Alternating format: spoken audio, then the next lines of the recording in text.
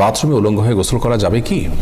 বাথরুমে কিংবা টয়লেটে যেখানে আপনাকে অন্য কেউ দেখতে পাচ্ছে না এরকম জায়গায় গোসল করলে আপনি শরীরের সমস্ত কাপড় চোপড় খুলে বিবস্ত্র অবস্থায় গোসল করলে সেটি হারাম বা সরাসরি নিষিদ্ধ কোনো কিছু হবে না। আমাদের মনে রাখতে হবে যে একটা সময় পৃথিবীতে মানুষের বেশিরভাগ মানুষেরই অনেক বেশি কাপড় চোপড় থাকতো না, অনেকেরই একজোড়া কাপড় থাকতো যেটা দিয়ে তিনি তার জীবন পার করে দিতেন। আজকাল আলহামদুলিল্লাহ আমাদের অনেক কাপড় চোপড় রয়েছে। তো যার সামর্থ্য আছে এরকম অবস্থায় তিনি সকল কাপড় চোপড় খুলে গোসল করাটা তার জন্য অনুত্তম।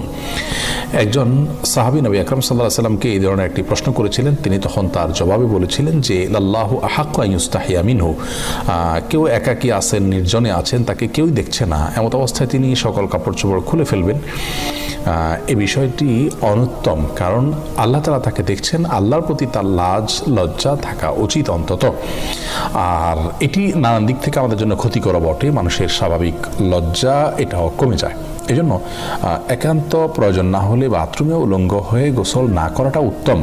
আমাদেরকে নবী আলাইহিস সালাম যে নির্দেশনা দিয়েছেন, বোঝা যায় নবী সাল্লাল্লাহু আলাইহি সাল্লাম প্রয়োজন ছাড়া বিবস্ত্র হওয়ার বিষয়টিকে পছন্দ করতেন না। তবে যদি কেউ বিবস্ত্র হন, তিনি একাকী আছেন, কেউ দেখছে না, তো সেটা তার জন্য হারাম হবে না। একটা হলো অনুত্তম আর একটা হারাম, দুই জিনিস। কিন্তু হারাম হবে না বিষয়ের কারণে, গুনাহ হবে না ওটার কারণে, কিন্তু অনুত্তম হলো একজন মুসলমান অনুত্তম কাজ থেকে বেঁচে থাকার চেষ্টা করবেন, কিন্তু প্রয়োজন হলে তিনি এটি করতে পারেন। অতএব গোসলের সময় অন্তত নাভি থেকে হাঁটু পর্যন্ত সতেরো জায়গাটুকু ঢেকে থাকে এরকম গামছা বা তোয়ালে বা লুঙ্গি অনেক কিছু পরনে থাকলে অবস্থায় গোসল করাটাই হলো ভালো। প্রয়োজন হলে উন্মুক্ত করতে পারবেন সেটিও।